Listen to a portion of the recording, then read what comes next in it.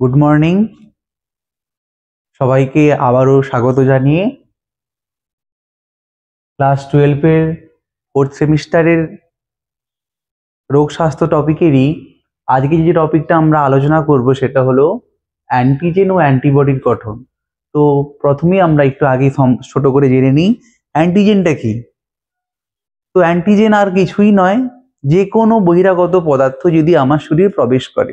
তুমি বলতেই পারো যে কোনটা আবার বহিরাগত, আমরা তো ভাত খাচ্ছি, মাছ খাচ্ছি, সবকিছুই খাচ্ছি, তাহলে সবকিছুই কি আমার শরীরে ক্ষতিকারক?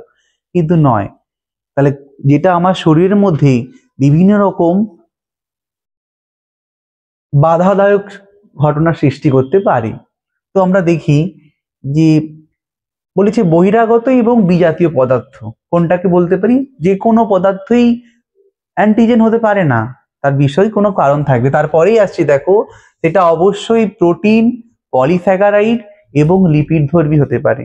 এছাড়াও বলেছে কোনো কোনো অ্যান্টিজেন নাকি নিউক্লিক অ্যাসিডও হতে পারে। নিউক্লিক অ্যাসিড মানে ডিএনএ আরএনএ ধরি, আমরা বিভিন্ন মলিকুলের যে ডিএনএও কোনো কোনো সময় কি হতে পারে, আমাদের কিন্তু অ্যান্টিজেনের রূপে কাজ করতে পারে। আর এই অ্যান্টিজেন আমাদের রোগ অনাক্রম্য তন্ত্রকে কি করে? অ্যাক্টিভ করবে।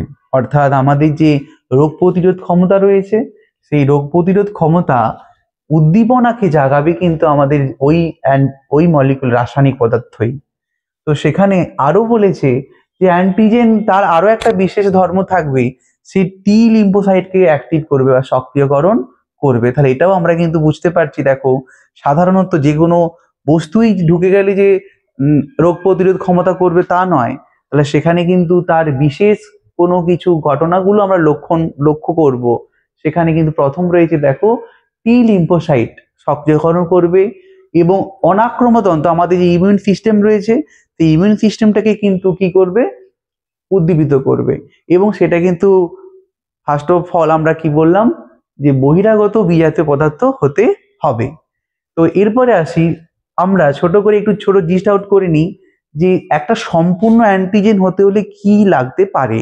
তো সেখানে আমরা দেখব সেটা হ্যাপটেন অণু হবে। সেটা যার হ্যাপটেন অণু আমরা একটু পরেই যাবো, আলোচনা করবো বিশদে। হ্যাপটেন অণু এবং যা নাকি একটা কেরিয়ার, যেমন মনে করো কোনো খাদ্য উপাদানের উপরে বা একটা বলতে পারি একটা বড় অংশ, তার সঙ্গে যদি আর একটা ক্ষুদ্র অংশ জুড়ে সম্পূর্ণ অংশটা হলো।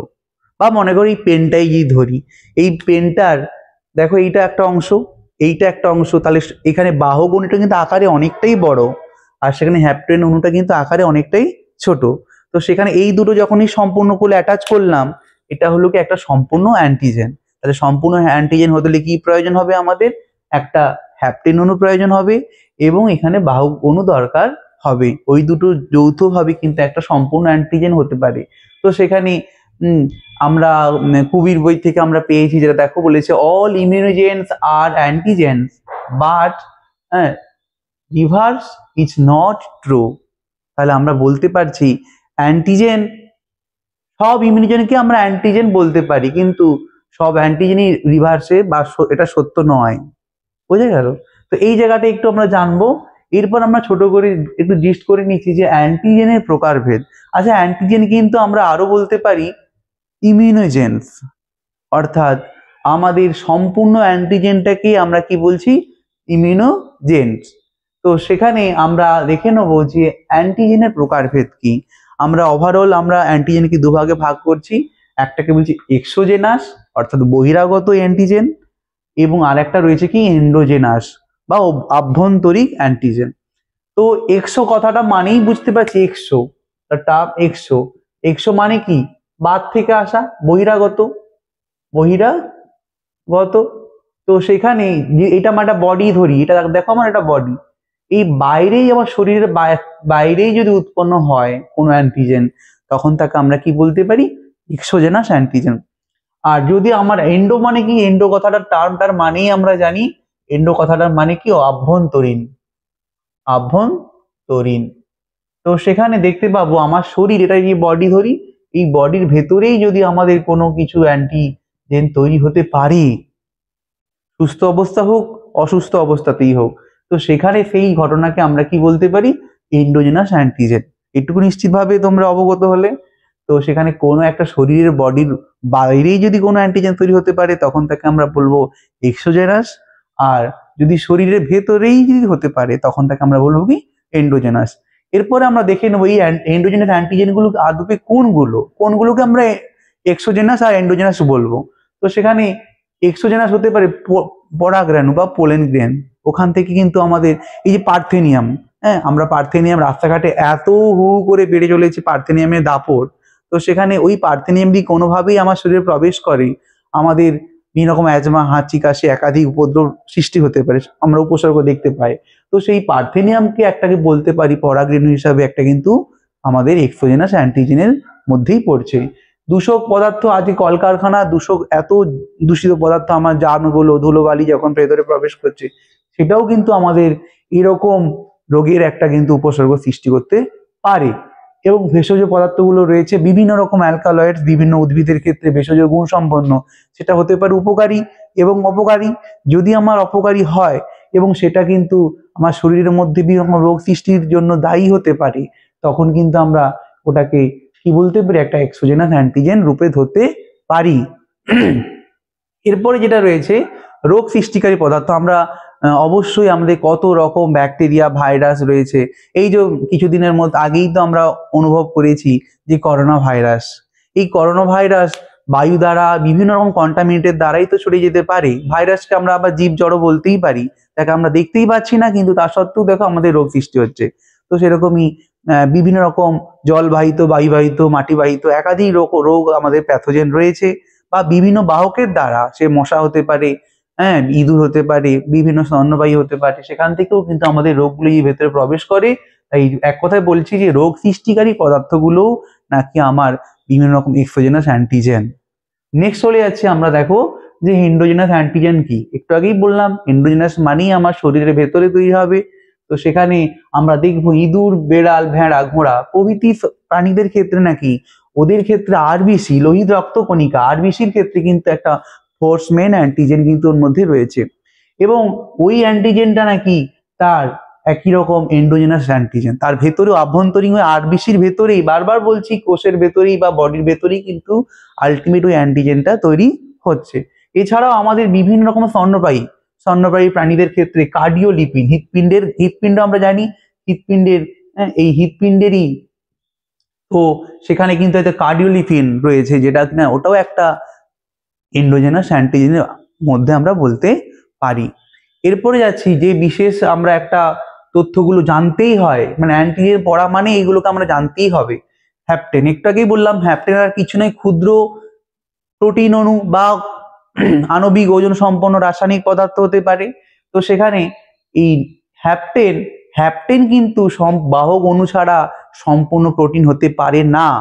তাই সম্পূর্ণ প্রোটিন হওয়ার জন্য হ্যাপটেন অণু অবশ্যই প্রয়োজন। সেটা হতে পারে নিম্নমানের, নিম্ন আণবিক ভরযুক্ত রাসায়নিক যে কোনো পদার্থ। একটু আগে দেখলাম রাসায়নিক পদার্থ হতে পারে প্রোটিন, হতে পারে পলিস্যাকারাইড, হতে পারে লিপিড এবং বিভিন্ন রকম নিউক্লিক অ্যাসিড। তো সেই রকমই এই হ্যাপটেন অণু কিন্তু এই বিভিন্ন রাসায়নিক পদার্থ দ্বারা যুক্ত হতে পারে। এরপরে যে টপিকটা আমি জানতেই হবে যে ছোট করে বিশেষভাবে, অ্যাডজুভেন্ট কি। অ্যাডজুভেন্ট মানেই বুঝতে হবে যে অ্যাড হওয়া, যুক্ত হওয়া, অর্থাৎ যেটা নাকি যুক্ত হলেই সরাসরি আমাদের অনাক্রম্যতন্ত্রটাকে কি করবে, সৃষ্টি করতে পারে। হ্যাঁ লেখাগুলো হয়তো অস্পষ্ট মনে হচ্ছে নিচের দিকে, তাই তো বলছি আমি ডিটেলসে যে আমাদের অ্যাডজুভেন্ট আমাদের অনাক্রম্যতন্ত্রের সৃষ্টির জন্য কিন্তু তীব্রতা বাড়ায়।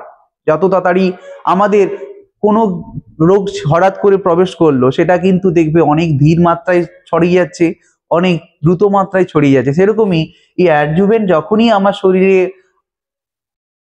তৈরি হবে, তখন কিন্তু অনাক্রম্যতাটাকে আমাদের শরীরের মধ্যে তীব্র মাত্রা, অর্থাৎ অনাক্রম্য সৃষ্টিটাকে খুব দ্রুত মাত্রায় বাড়াতে পারে। এরপরে রয়েছে দেখো প্যারাটোপ আর এপিটোপ। এই জায়গাটা আমি উপরে একটু ড্র করেই বলি, বুঝতেই পারবে। এটা যদি আমার একটা অ্যান্টিজেন হয় সাপোজ, তো মনে করো এই যে জায়গাটা, একটা জায়গা রয়েছে, এটাকে আমরা বলছি এপিটোপ। এই যে বিশেষ স্থান, এই জায়গাটাকে আমি ধরি, এটাকে আমরা বলি এপিটোপ।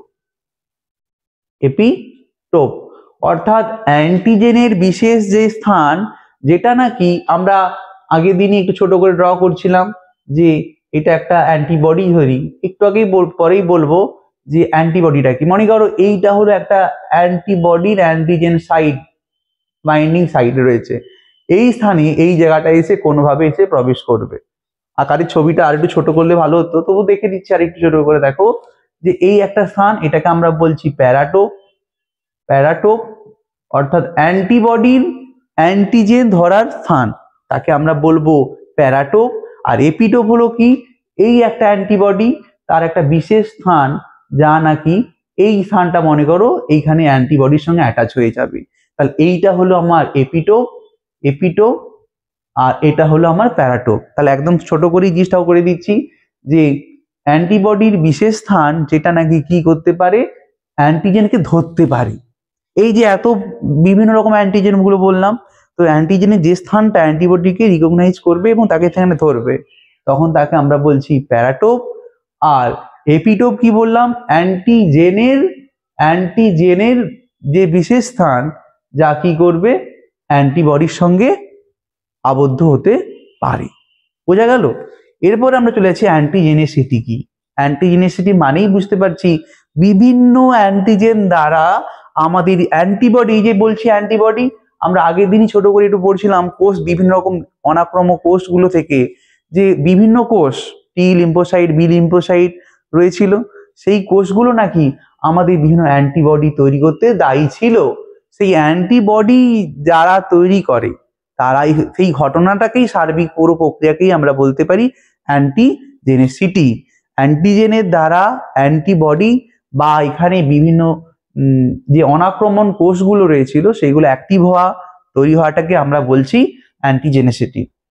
আরো একটা এই জায়গা, এই টপিকের উপরে তোমার জানতে হবে ইমিউনোজেনেসিটি। ইমিউনোজেনেসিটিটা কি, অর্থাৎ মূলত দু রকমের আমাদের কোষগুলো ছিল, সেলুলার কোষ, সেল ভিত্তিক অনাক্রমতা, আর রস ভিত্তিক। আর এই ইমিউনোজেনেসিটি হওয়ার জন্য কিন্তু কোষ ভিত্তিক বা সেল মিডিয়েটেড অনাক্রমতা কিন্তু মূলত দায়ী, যার তীব্রতা নাকি আমরা জানি। কোষ ভিত্তিক কোনটা ছিল, আমরা টি লিম্ফোসাইট দেখেছিলাম আগের দিন, আর রস ভিত্তিক ছিল বি লিম্ফোসাইট কোষ। তো এখানে টি সেল কিন্তু, টি সেল দ্বারা যে সমস্ত অনাক্রমতা তৈরি হবে তার উদ্দীপনায় কিন্তু খুব তীব্রতা দ্রুত মাত্রায় বাড়াতে পারে, যে ঘটনার দ্বারা, অর্থাৎ এই রোগ প্রতিরোধ ক্ষমতা বাড়ানোর যে তীব্রতা যোগান দেয় তাকেই আমরা কি বলতে পারি, ইমিউনোজেনেসিটি। এরপরে আমরা নেক্সট টপিক পড়ছি অ্যান্টিবডি।